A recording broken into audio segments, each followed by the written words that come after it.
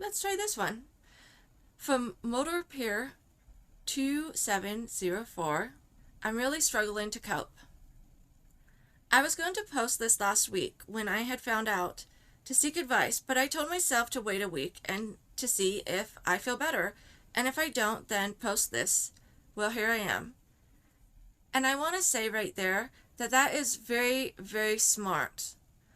Obviously, if somebody's in, I don't know what the issue's about yet, but about anything, if you feel like you need to do something immediately, like you need to buy something really expensive right away, or, you know, end a friendship that's a 10-year friendship right away, or just anything that's really big right away, and some things that are really small, I would say that advice to like wait a little bit, even like a day if you can, and see how you're feeling about it. Give yourself some time to process and work things out.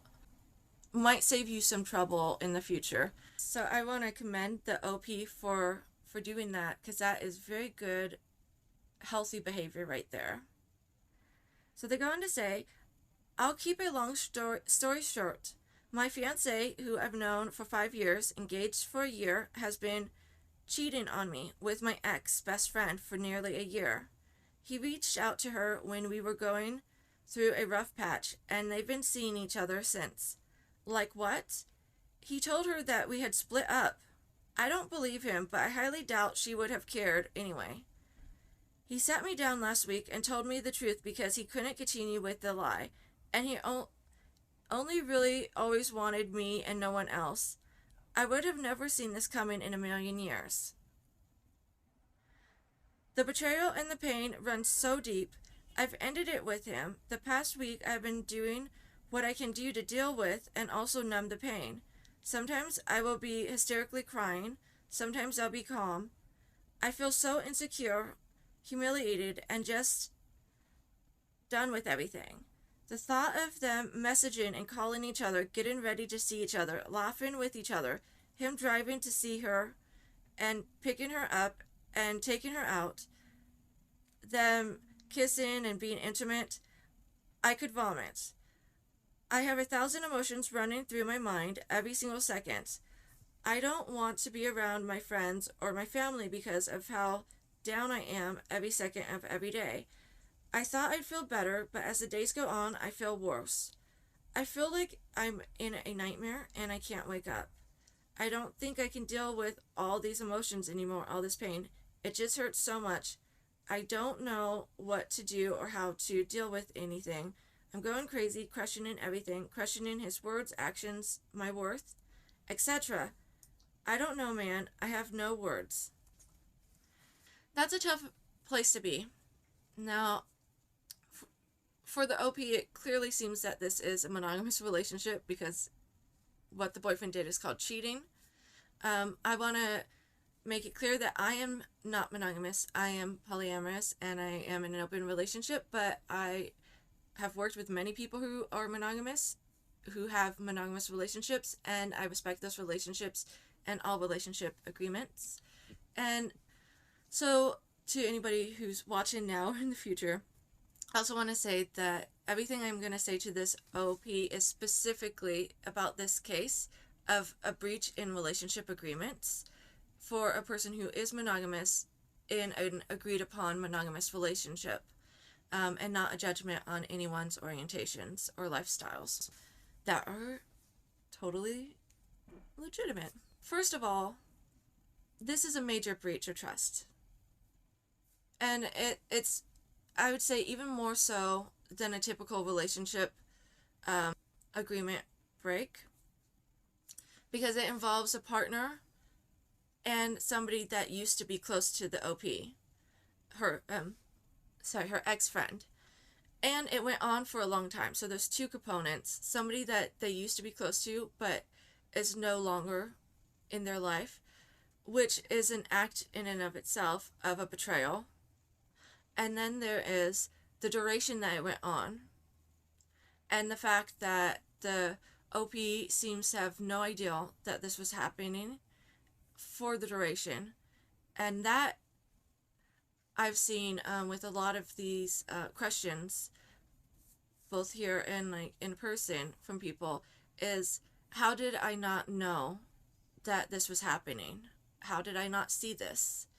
It is harmful to your own sense of your ability to trust in your judgment and to know what's going on in your life.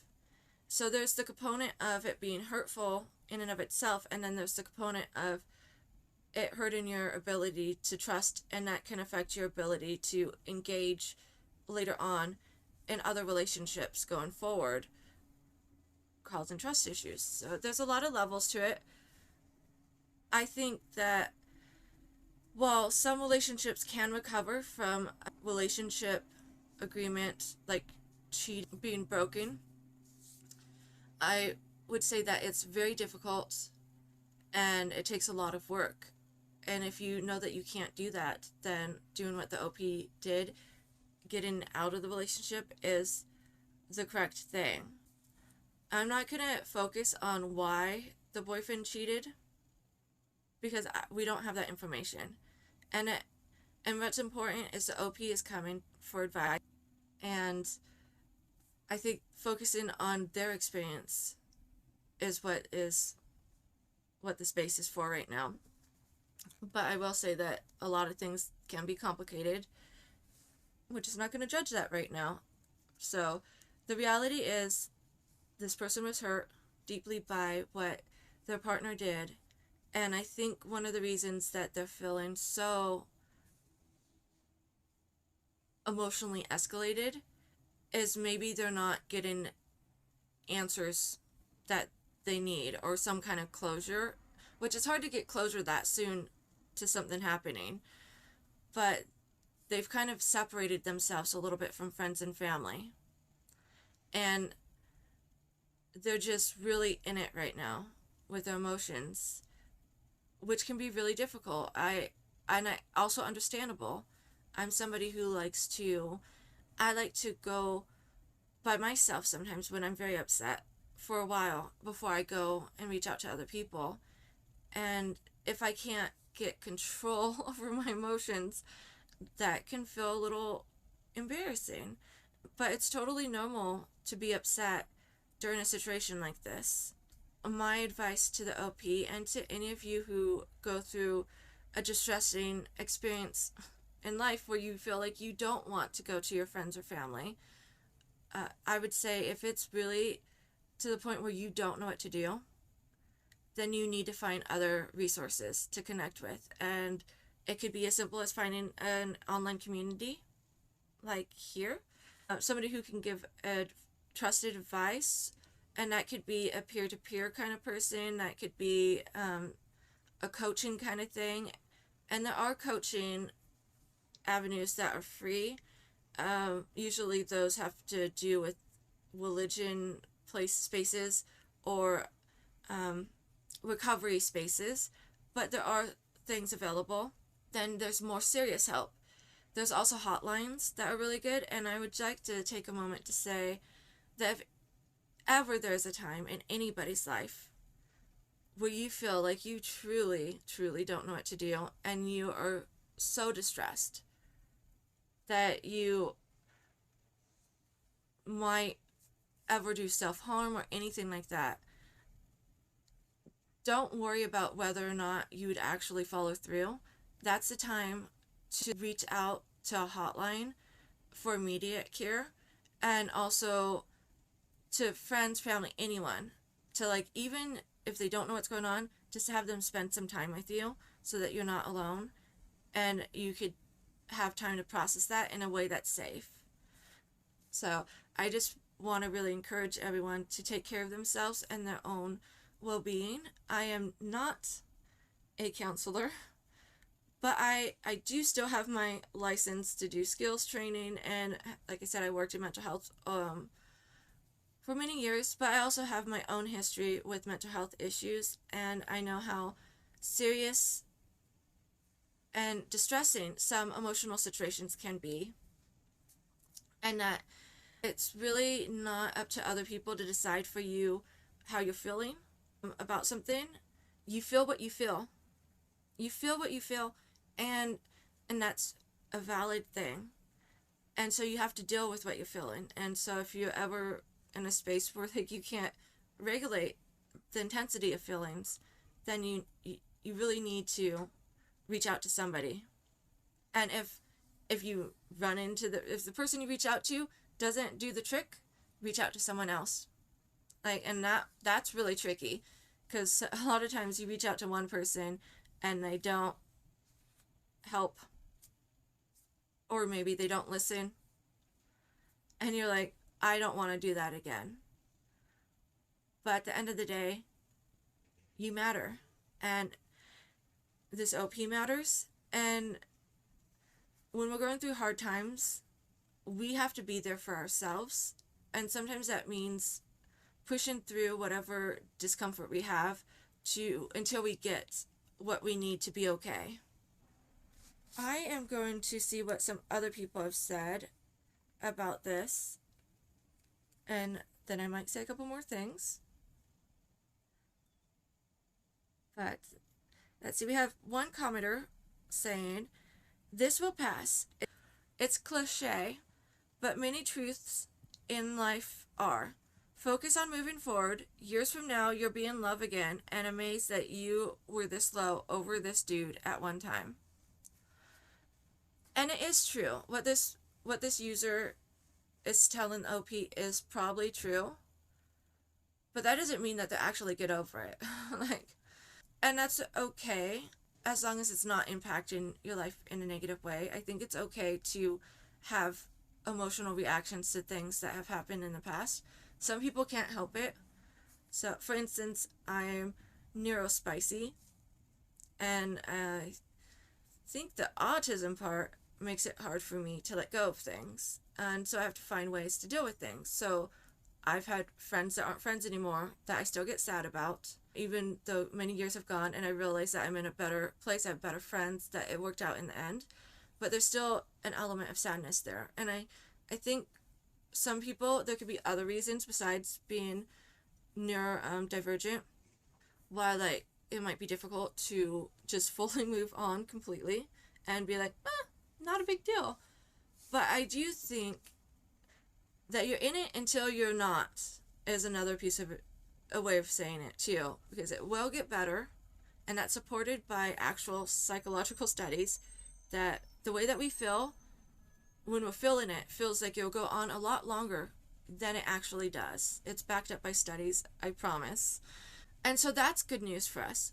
But we also want to make space to allow ourselves to move through our feelings that we have that are normal and valid situations like this, where something very traumatizing happens. And too often in our society, we're told we just need to move on. We just need to get over it. It takes as long as it takes. So it both gets better, but it also takes as long as it takes. I will say, it takes, in my experience, and what I've seen with other people, it takes less time when you actually work through it than when you don't. So most of the time we just have to go through the process. And I do think that it sounds like this OP has some good coping mechanisms and boundaries, but maybe they also struggle with reaching out. And I hope that they do reach out to the people close to them. I would like to say to everybody that, as somebody who doesn't reach out a lot historically, I've discovered recently that people who are close to me, which may be indicative to people close to you, are actually more there for us than we expect them to be. Just encourage you all to, if you feel like you can't reach out to people in difficult times, to really look at why you feel that way, and to question if it's true, or if it is because of something that's happened in the past. Maybe not even with those people, but the people we are close to, they're supposed to be there for us. And you can't guarantee it, but you should be allowed or have the space to ask for help during difficult times, at least some emotional help. And then that person can put boundaries down whether or not they have the capacity to do that at the time, and that's for them to decide. But the reaching out should never be something that you feel afraid or ashamed to do. So the OP responded to the advice, the advice giver. I know you're right. After 5 years with someone, I guess I thought I had finally found my person. Just crazy how people can be so disingenuous. I want to talk about that too. So, because this can go to advice that is good for any relationship and any breakup, not just for this OP. There's two elements here. People being disingenuous.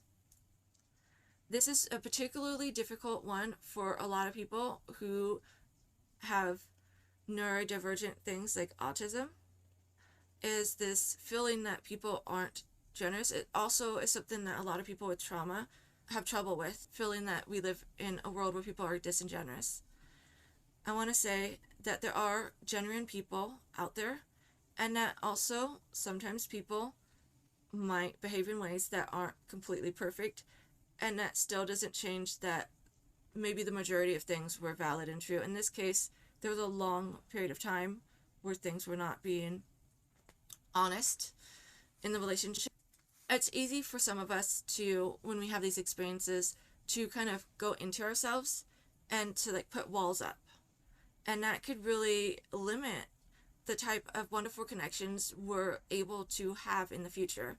And so I'd like to encourage everyone to try to be brave. Go ahead and be cautious.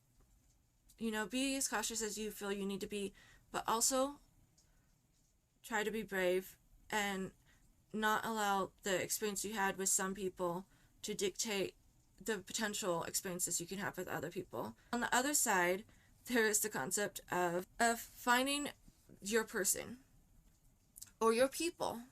This is something I learned in a relationship course that I took. I've done relationship groups and things like that. Is one of the reasons it is so difficult when we break up. Many times, for a lot of people, it's difficult when there's a breakup, is because as you move into a relationship, and it could be any relationship, but we're going to talk specifically about romantic relationships. As you move into a relationship, you start off as two separate people. You're two people, and you can imagine there's a bubble with your whole existence around you and a bubble around that person. And as you connect, you start to merge your bubbles together, and you start to create a new self. So before, you're two individual selves, and now you're two individual selves that have parts of your lives merging together, creating a shared identity. And on top of that, as you progress in a relationship, you will also start to project a potential future.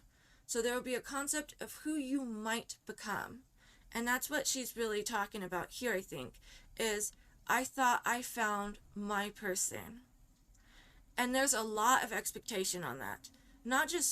That's not about just who they are now, but who they were building to become in her mind. And so when you separate, there is a trauma. So you have this existence together and this ideal future. And when you separate, there is a rip between yourselves. And you might not feel like you're a full self. You might feel distressed. Whereas before you might have been okay by yourself. But you've had your identity essentially cut in half. Or if you have multiple partners and there's multiple breakups or whatever, it could be a different breakup. But essentially there is actual trauma. So imagine like if you were tearing like a piece of paper, it's not going to be a clean rip, right? And it could be very difficult because you have to start to rebuild yourself as an individual, who you are as just you. And you also have to grieve who you might have been in the future. with that person or people. And I think viewing it like that is really helpful, because sometimes it could seem, why am I still so upset about this? Or why do I feel so unstable right now? And sometimes the instability might start happening before the breakup, because you notice maybe little things that indicate that the relationship isn't healthy or safe. And so you might start to feel insecure or worried, anxious, things like that, which do not always indicate a problem. That could be coming from other root things. But sometimes we will have these feelings because we notice little things in the relationship. And so we might have some of these symptoms of a separation before they actually officially happen. And then again, with this OP, she's dealing with the breach of trust. So it wasn't just a breakup, it was a breakup with a lie around a relationship agreement that was breached for a very long time. And that's just really hard to deal with. It's not going to be fixed overnight. And you just take it one moment at a time. And some ways that you could do that is by finding places that feel very comfortable and safe. Healing happens best when we are in safe spaces. So either creating those spaces for yourself or finding them with other people that you trust. That is very good. The other thing is, some things that you enjoyed, you might find yourself not enjoying. And that could be because now there's like trauma associated with certain things. So say that you and your partner always went out to sushi or whatever. You always played basketball or talked at a certain time. It could be anything. But an activity that you used to enjoy that feels really triggering, and maybe doesn't feel like it fits with you anymore. Well, that's okay. That is, I want to validate anybody who feels like that is a loss, because it is a loss if it feels like one. But I'd also say that it's an opportunity, as a silver lining, to try new things. So when you rebuild yourself after any kind of trauma, there's a lot of work that goes into that. But there's also an opportunity to evaluate who you are, who you've been, and who you want to be. Like, are you going in the direction that you really want? And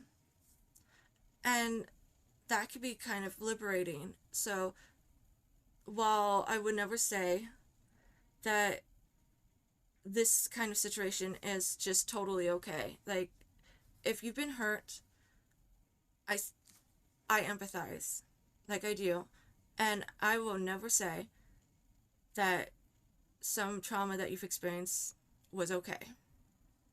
If you've experienced trauma, it wasn't okay. That's just as simple as that. It wasn't okay, and your feelings are valid. But as humans, we have the capacity to transform with our choices and with our mind.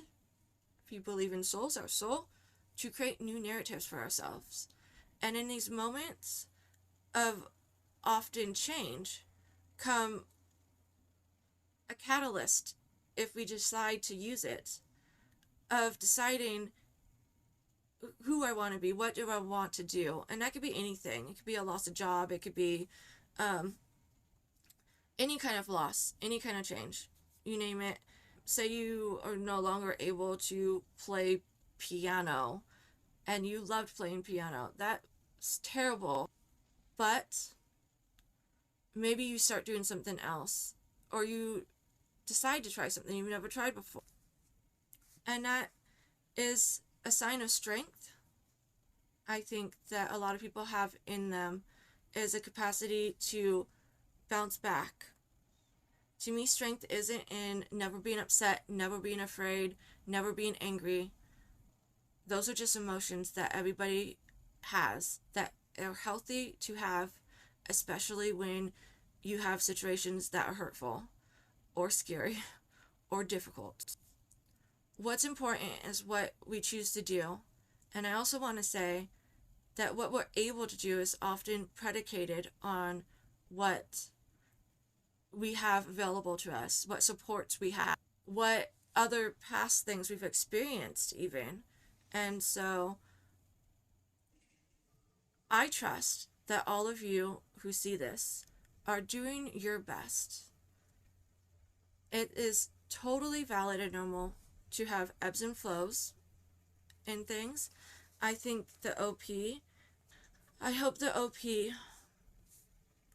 does find healing, and I think it's definitely very possible to get over something like this as much as you get over anything, but to make it through and to build themselves up stronger than they were even before. I do also want to recognize that there may be challenges in the future from a breach of trust like this, and that is totally valid.